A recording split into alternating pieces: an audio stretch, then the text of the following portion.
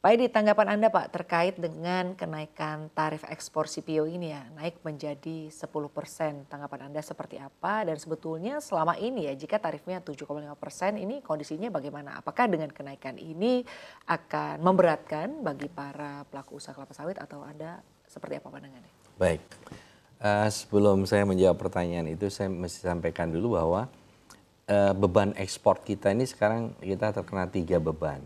Pertama adalah DMO, kemudian pungutan ekspor yang sekarang naik jadi 10%, kemudian BK atau bea keluar.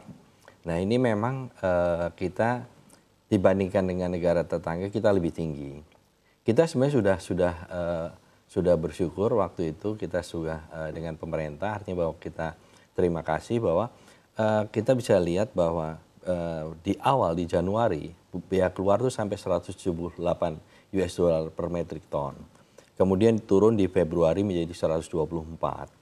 Kemudian turun kembali di Mei menjadi 74. Ini luar biasa. Artinya dari penurunan di Februari itu 30%, kemudian penurunan dari kalau kita bandingkan antara Januari dan Mei itu turun di atas 50%. Artinya sudah bagus sekali. Kemudian PE juga demikian, dari Januari 79 US dollar per metric ton, kemudian turun menjadi 72 sampai dengan Februari sampai April, dan di Mei turun menjadi 69 US dollar. Nah, kemudian dengan kenaikan dengan total beban waktu sebelum di bulan April itu kira-kira 221 US dollar per metric ton kan gitu. Jadi dibandingkan dengan negara tetangga hanya 140. Nah, kemudian ternyata dengan kenaikan sudah dan dengan di Mei sebelum kenaikan 70 menjadi 10% itu kira-kira masih totalnya sekitar 168. Kita kan jauh sekali kan dari 221. Nah, kemudian dengan kenaikan menjadi 10% ini menjadi total bebannya menjadi 191 kan begitu. Nah, ini kita berharap memang sebaiknya memang permen ini ditunda dulu pelaksananya. Kenapa demikian? Karena kondisi situasi politik dunia, ekonomi dunia juga kurang bagus saat ini. Kenapa? Contoh ini India dan Pakistan. Ini sekarang terjadi perang. Sementara India dan Pakistan adalah pembeli kita yang sangat besar. India itu adalah importir terbesar kedua setelah China. Sementara Pakistan importir ketiga setelah China. Jadi memang ini menyebabkan kita dengan total 191 ini sebenarnya juga kurang bagus kondisi dengan kondisi seperti saat ini. Begitu. Baik, tapi menurut pandangan Anda Pak Edi, sebetulnya apa yang melatar belakangi sehingga pemerintah akhirnya memutuskan untuk mengambil langkah menaikkan ekspor CPO lagi? Apalagi tadi Anda menyampaikan bahwa sebetulnya selama ini saja sebelum tarif dinaikkan menjadi 10%, sebetulnya beban untuk tarif ekspor bagi pengusaha kelapa sawit ini sudah cukup tinggi. Begitu tadi Anda menyampaikan ada DMO, lalu juga ada pungutan ekspor dan juga ada bea keluar. Apa menurut pandangan yang menjadi pertimbangan pemerintah terkait Kalau dengan saya menaikkan melihat ini? kemungkinan bahwa ini dengan mandatory biodiesel ini mungkin butuh dana yang lebih mungkin. Jadi sehingga dengan pungutan yang saat ini 7,5% tidak mencukupi, mungkin demikian. Tetapi mesti sebaiknya itu diimbangi dengan penurunan kembali BK-nya dengan bea keluarnya misalnya begitu. Jadi jangan sampai kita sudah mulai kompetitif, maksudnya kan di negara tetangga kita 140 dolar.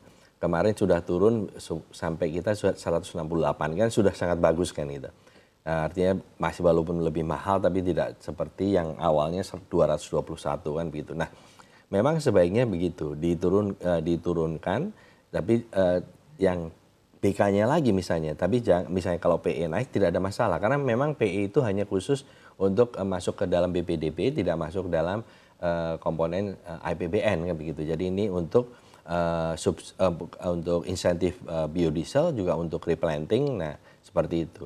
Nah kemudian yang kita juga mesti melihat kalau kita compare dengan negara tetangga, masalah Trump tarif juga belum selesai kan begitu. Nah ini yang mestinya kita juga mereka lebih murah, yang artinya 24%, kita terkena 32%. Artinya ini juga mesti menjadi perhatian, jangan sampai nanti kita menjadi kurang kompetitif kembali begitu. Baik, tapi sejauh ini Pak sebelum artinya peraturan ini diterbitkan begitu ya, apakah sudah ada komunikasi-komunikasi terlebih dahulu dengan asosiasi atau mungkin para Kalau pengusaha kelapa ya, sawit? Kalau kita mendengar akan dinaikkan 10% sudah tahu. Waktu itu kita memang tapi waktu itu dengan adanya juga penurunan biaya keluar. Artinya oke lah, artinya imbang kan begitu.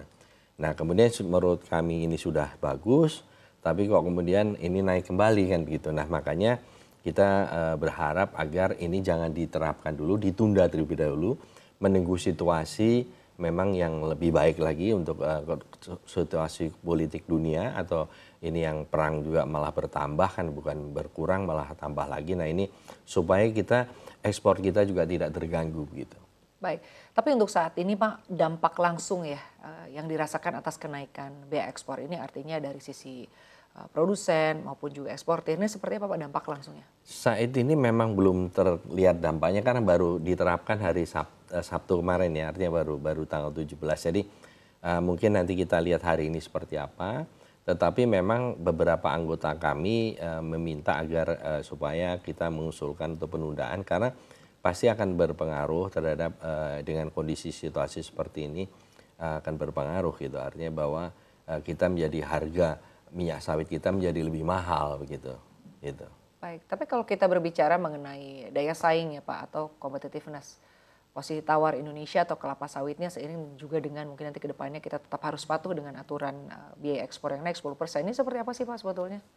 Jadi gini, sebenarnya kita itu kita ini adalah sudah bagus ya, kita sebagai produsen terbesar minyak sawit di dunia, tapi di sisi lain kita juga sebagai konsumen minyak sawit terbesar di dunia.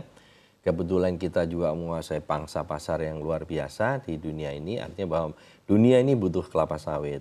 Tetapi jangan sampai kita juga terlena bahwa sawit itu bukan satu-satunya minyak nabati di dunia.